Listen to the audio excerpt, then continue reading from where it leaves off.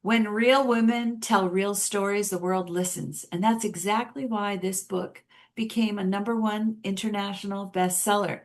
Voices of the 21st Century, Unstoppable Women Standing Strong celebrates the courage, the truth, and the resilience of women who have chosen to stand strong through real life moments. Hello, my name is Gail Watson. I'm founder and CEO of Women Speakers Association, and today I'm honored to welcome to our conversation international best-selling author Alexandra Andre.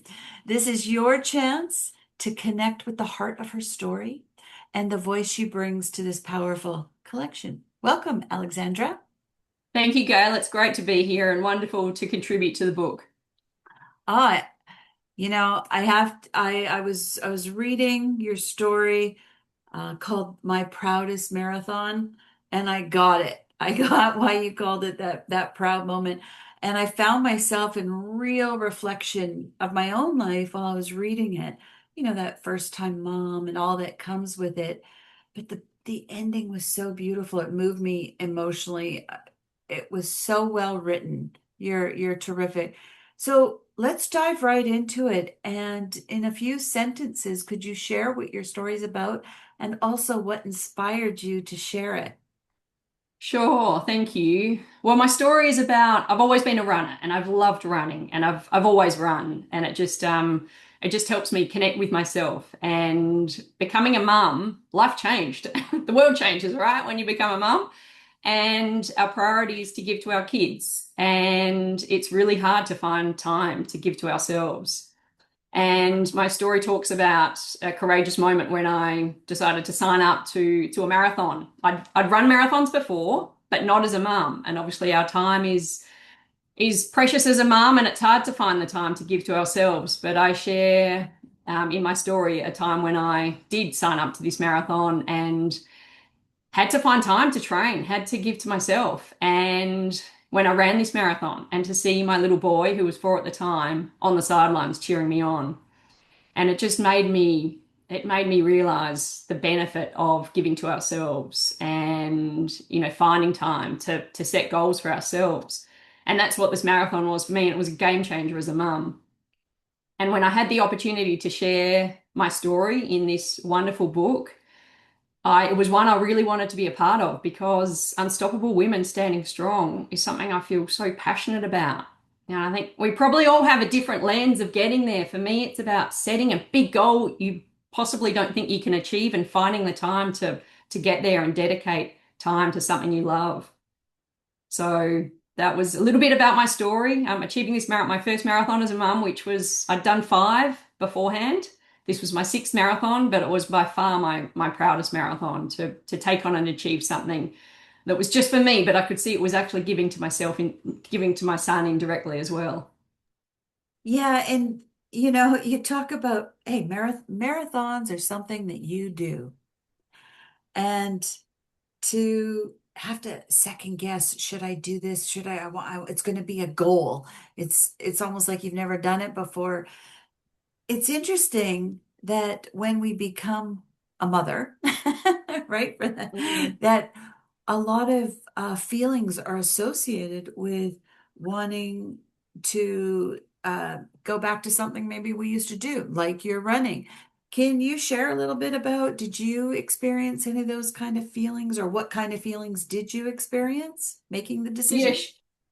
sure, absolutely. Well, I think probably one of the biggest changes for me was when I was pregnant. Like my I used to run a lot and run in groups, and that changed as I became more pregnant. I couldn't run, couldn't ride, and I realized that my social life was my training life. So even during my pregnancy, I felt like I'd become more isolated from my friendship group and things like that. And that was really hard, and that's obviously setting you up to then become in this little bubble with this little person, um, to then kind of re-enter the world perhaps in a different way. I'm not sure if that's, a good analogy, but that's what it felt like. And so to reconnect with, it was pre being a mum, I just lace up and head out. Didn't have to tell anyone, didn't have to organize anything at all. You just off you went. Now I'm a solo parent. I chose to have my son on my own. We have no family in the state of in Melbourne or Victoria, so I have no family nearby. So for me to run, it wasn't just like a parent running, it was a solo parent running. So I'd have to organize a babysitter or make the most of my time when my son was in childcare. There were a lot of roadblocks to making it happen. It was even harder, I guess. So yeah, it was something I really missed, but it's something I've always done. As a kid, I ran. Um, and it really feels like a part of who I am. Like ideas come to me running. I probably wrote this chapter on a run, to be honest. And I reconnect with myself. It's my happy place. I call it almost a moving meditation. So to give that up, and it be hard to find time to do that.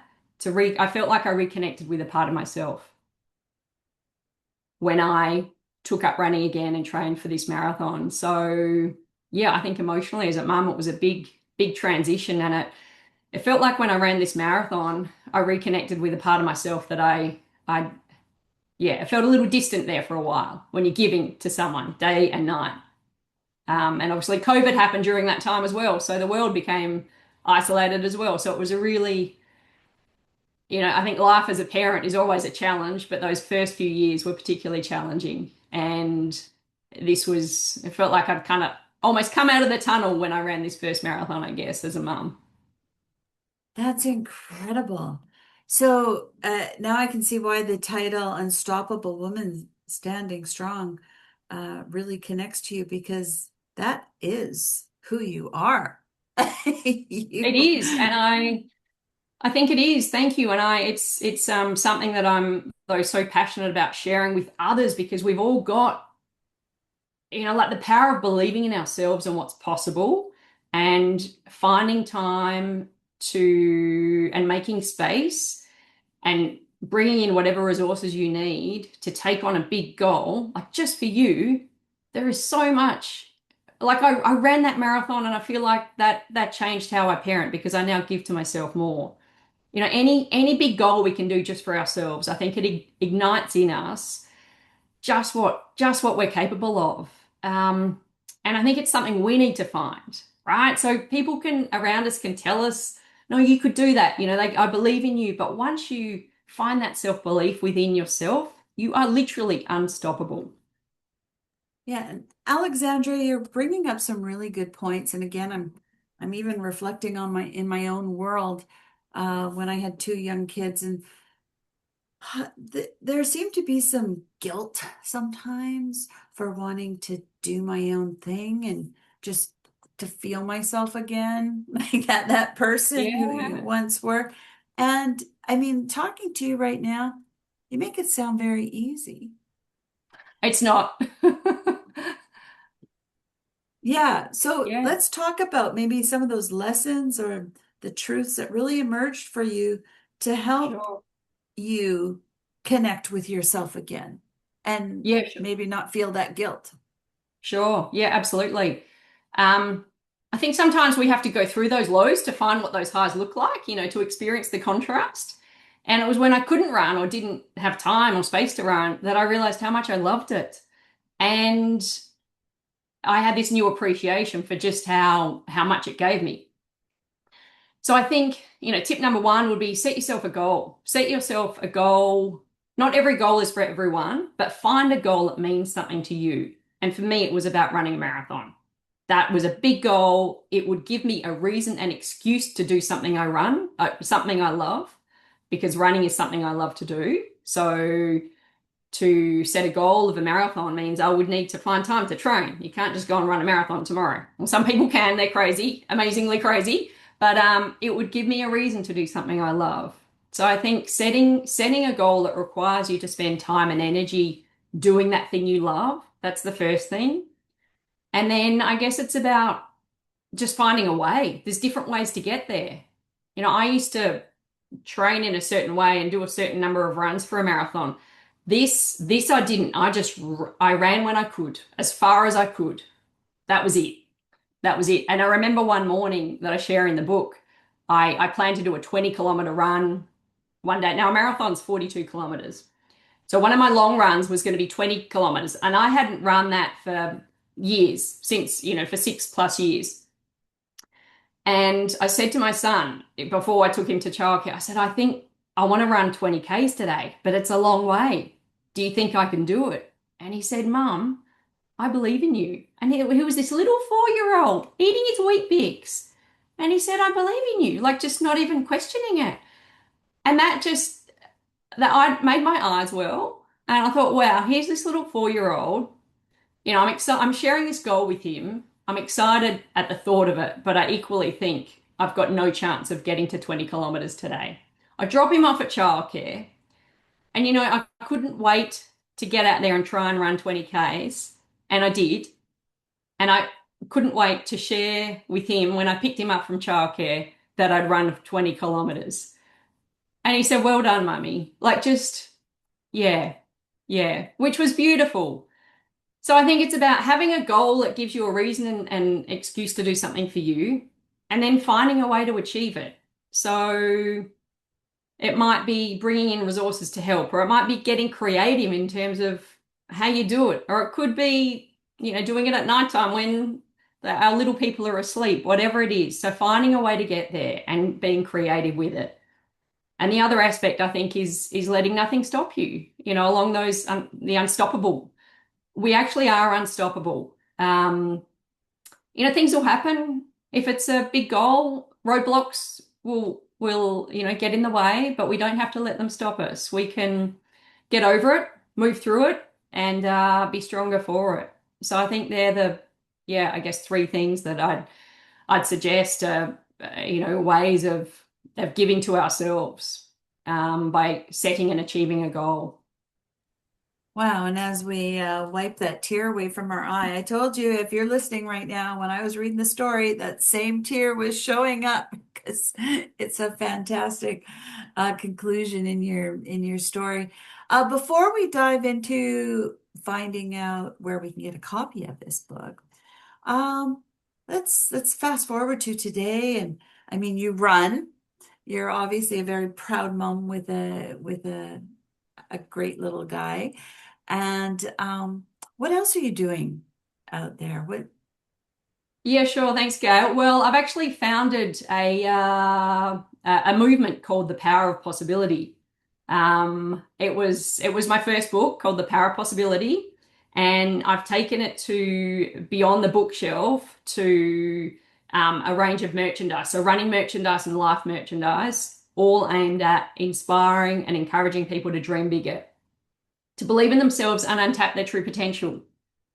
And so I'm sending that all around the world, this running and life merchandise. I'm doing some more writing, hence contributing to this amazing book that we've got, which is just, I'm so proud to be a part of it.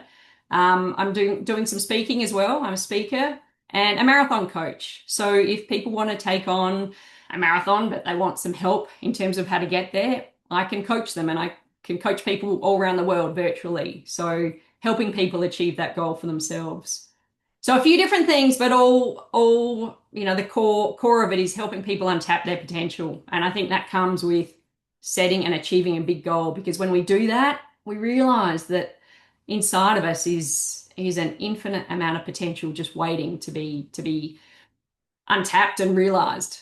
And then we can take on more of life, and we can experience more of life. All right. Well, we got to get in touch with you. We got to get a copy of your books. Where can we get in touch with you? Where can we get a copy of your books? Or Sure, yeah. So I'm selling the copies of my book on my website, which is thepowerofpossibility.com.au. And people can get in touch with me through that website, and also on social media as well through the same handle. So yeah. fantastic. Well, Alexandra, I've really enjoyed our conversation today. I love your I love your message. I love your attitude. I just love your being. And is that your merchandise there to the It side of you? is. Yeah, yeah. There's a bit of merchandise, my book, and I've done a set of affirmation cards to run with as well. I run with Oh, affirmations. So they're little pocket affirmations for running, but also life, because for me it's about running, but it's life too. It's a similar journey. So yeah, it's been fun creating them. I just launched it a few months ago, and I have big ambitions for it. Not for the business, but for the difference it can make in people's lives to help Right. encourage and inspire them to dream bigger. Fantastic. Well, thank you for sharing your positivity, your truth, your story, and introducing us to your son. How old is he now? He's 6. He's 6 Oh, now. is Yeah, he a yeah. runner? He is a runner. I say he walked for a week and he's run ever since. That's perfect. Okay. Yeah, yeah. Well, thanks again for sharing the story. If you're listening right now, you need to reach out, get in touch with Alexandra, and get connected to some of the great stuff she has there. There's a couple books and learn more. Just before we conclude and sign off, Alexandra, is there any final message that you'd like to leave with us?